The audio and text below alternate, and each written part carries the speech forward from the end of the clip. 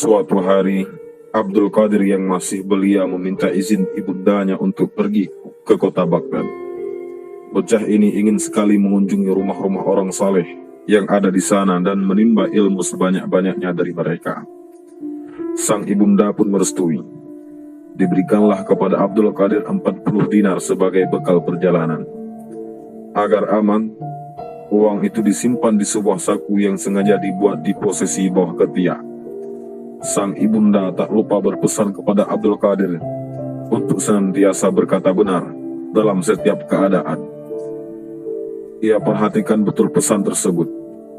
Lalu ia keluar dengan mengucapkan salam terakhir.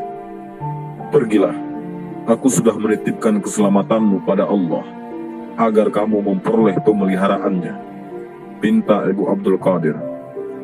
Bocah pemberani itu pun pergi bersama rombongan kafilah unta yang juga sedang menuju ke kota Baghdad. Ketika melintasi suatu tempat bernama Hamdan, tiba-tiba 60 orang pengendara kuda menghampiri lalu merampas seluruh harta rombongan kafilah. Yang unik, tak satu pun dari perampok itu menghampiri Abdul Qadir, hingga akhirnya salah seorang dari mereka mencoba bertanya kepadanya, "Hai orang kafir, apa yang kamu bawa?" "Aku membawa 40 dinar," jawab Abdul Qadir yang polos. Di mana kamu meletakkannya?"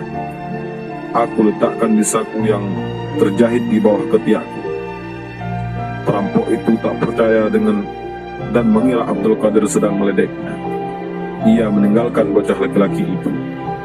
Selang beberapa saat, datang lagi salah satu anggota mereka yang melontarkan pertanyaan yang sama. Abdul Qadir kembali menjawab dengan apa adanya.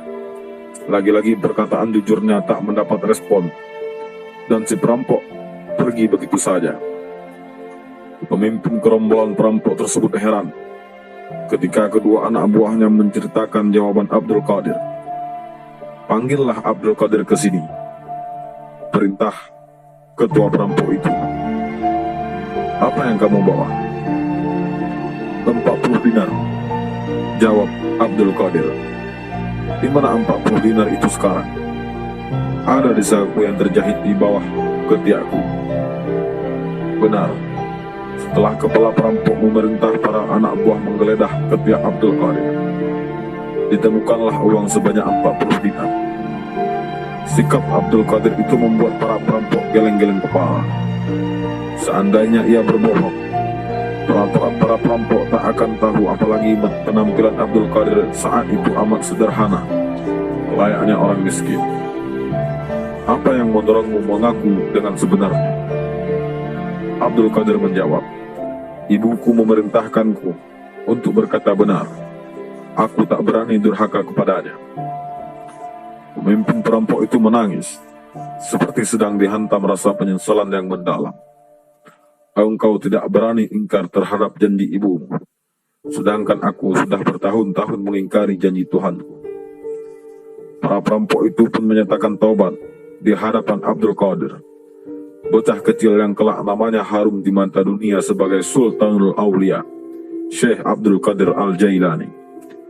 Drama pertobatan ini lantas diikuti para anak buah si pemimpin perampok secara massal.